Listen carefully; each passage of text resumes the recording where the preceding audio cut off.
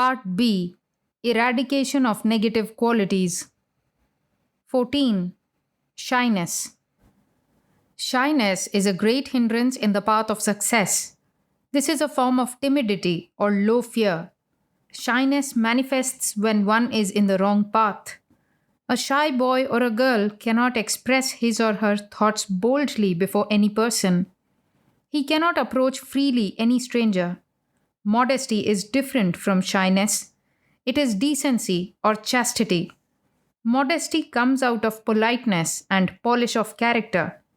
Shyness is a great weakness. It should be eradicated quickly by cultivating courage. 15. Timidity. Timidity is another weakness. This is also akin to shyness.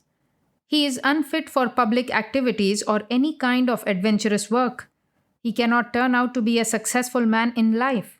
He cannot talk boldly to his superiors.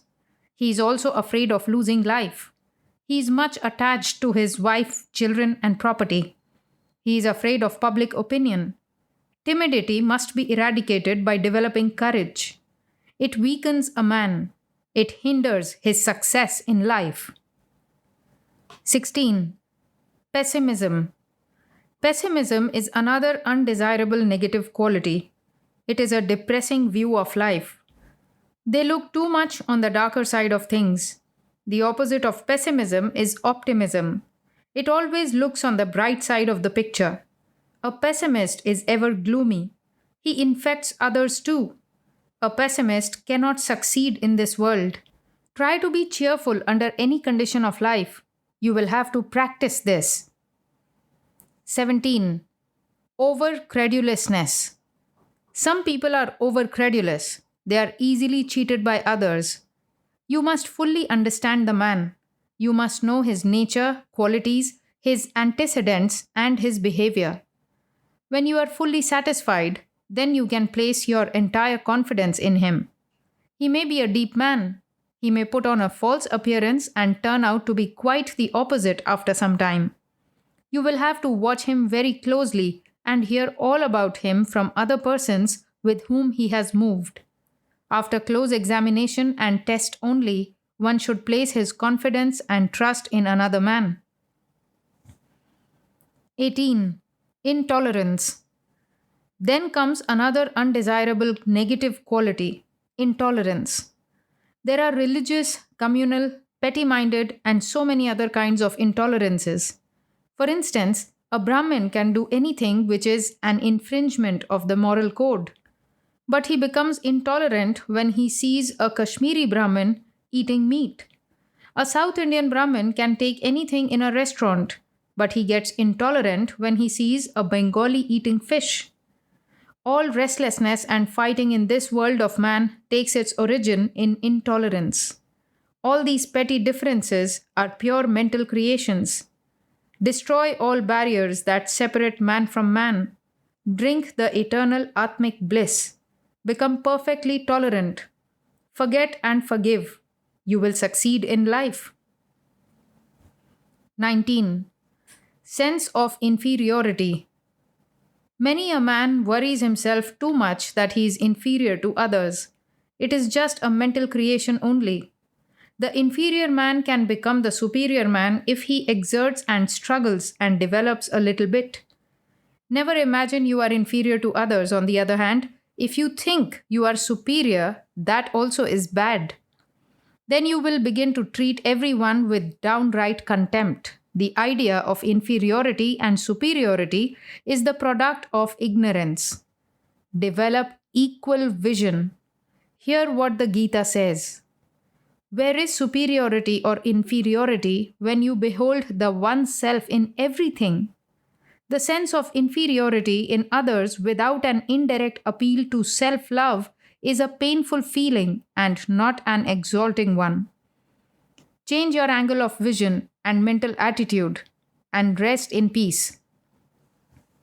20. Jealousy and pride. Jealousy is another canker that consumes man. It is nothing but petty-mindedness. The heart of a jealous man burns actually when he sees his neighbor in a more prosperous condition. The same is the case with nations and communities. Jealousy can be eradicated by developing the opposite qualities like nobility or magnanimity. Pride should be removed by developing humility.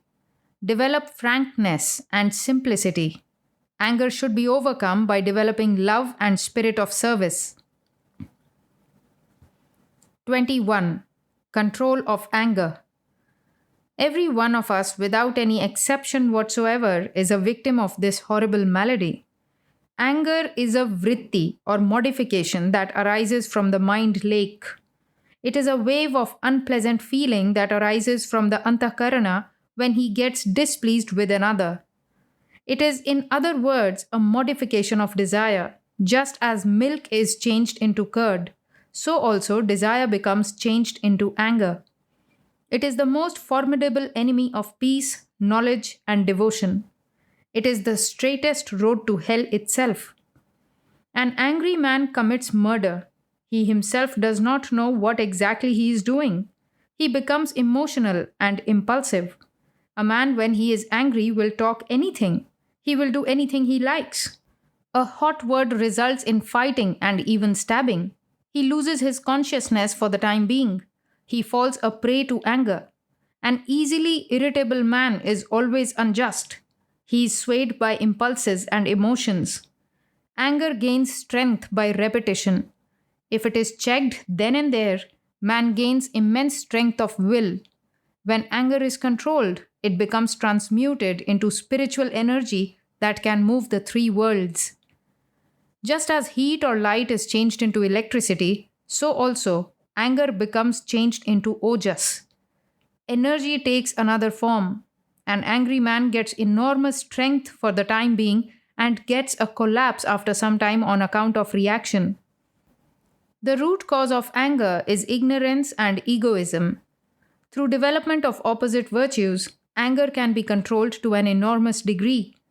Think of the advantages of possessing this virtue and the disadvantages of irritability.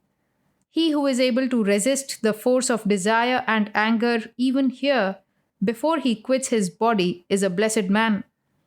Those who are free from desire and who have subdued their minds and realized themselves, around such austere men lies the beatitude of God. Gita. Suffering turns the mind towards God. Therefore, suffering is a blessing in disguise. It is very difficult to please everybody. Let the world say whatever they like. Let our minds be pure and let us work conscientiously. Let us be true to ourselves. Even gods are criticized. Nip irritability in bud. Be cautious and vigilant whenever irritability manifests in the mind lake. Start vigorous mental japa or prayer and repetition of Om Shanti Peace.